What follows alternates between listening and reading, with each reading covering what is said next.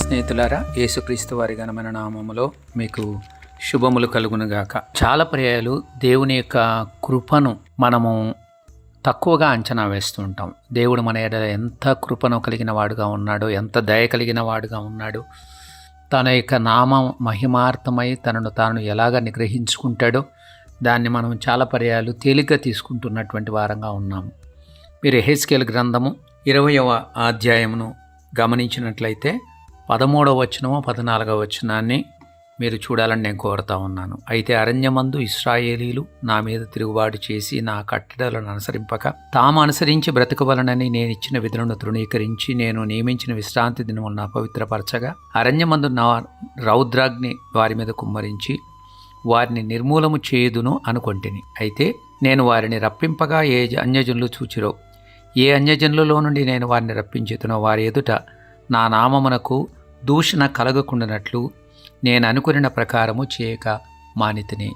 ఇశ్రాయేలు వారిని దేవుడు అరణ్యమందు నాశనం చేయకుండా వారిని అలాగే సజీవంగా ఉంచడానికి కలిగినటువంటి కారణం ఏంటంటే, ఐగుప్తులో నుండి దేవుడు వారిని తీసుకుని వచ్చినప్పుడు ఏ జనులైతే అన్యజనులైతే దాన్ని వాళ్ళు చూచారో, దేవుని యొక్క బలమైనటువంటి హస్తాన్ని ఐగుప్తీయులు చూచారు, అక్కడ ఉన్నటువంటి మిగిలినటువంటి జనాంగాలు కూడా చూశారు.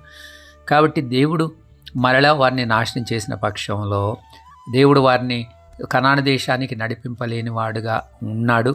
కాబట్టి ఆయన నడిపింపలేని పరిస్థితిలో వారిని అరణ్యమందు నాశనం చేశాడు అన్నటువంటి భావన వాళ్ళ కలుగుతుందన్నటువంటి ఆలోచనతో మోషే గారు కూడా అదే దేవునితో ప్రస్తావించారు. దానిని బట్టి దేవుడు తన యొక్క కోపాగ్నిని మానుకొని ఇశ్రాయేలు వారిని నశింపచేయకుండా వారిని సజీవులుగా ఉంచాడు.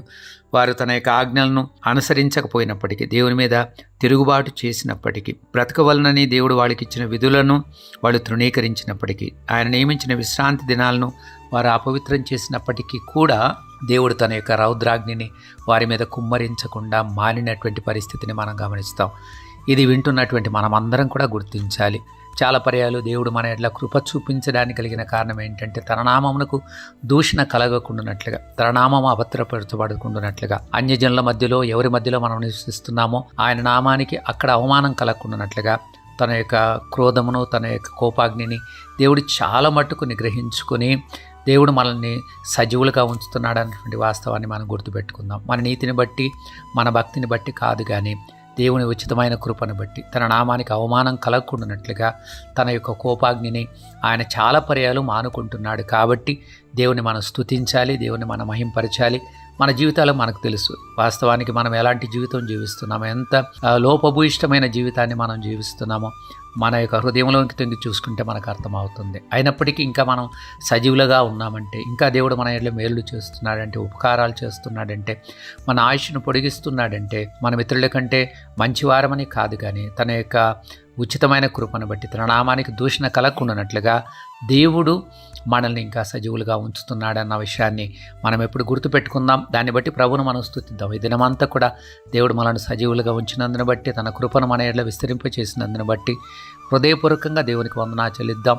మన అవినీతిని, మన అక్రమాలని ఒకసారి ప్రభు సన్నిధిలో ఒప్పుకొని ఆయన యొక్క కోపాగ్ని నుండి మనం బయటికి రావడానికి కొరకు మనం ప్రయత్నం చేద్దాం. అలాగే చేయడానికి వింటున్న మనందరికీ దేవుడు కృప అనుగ్రహించును గాక.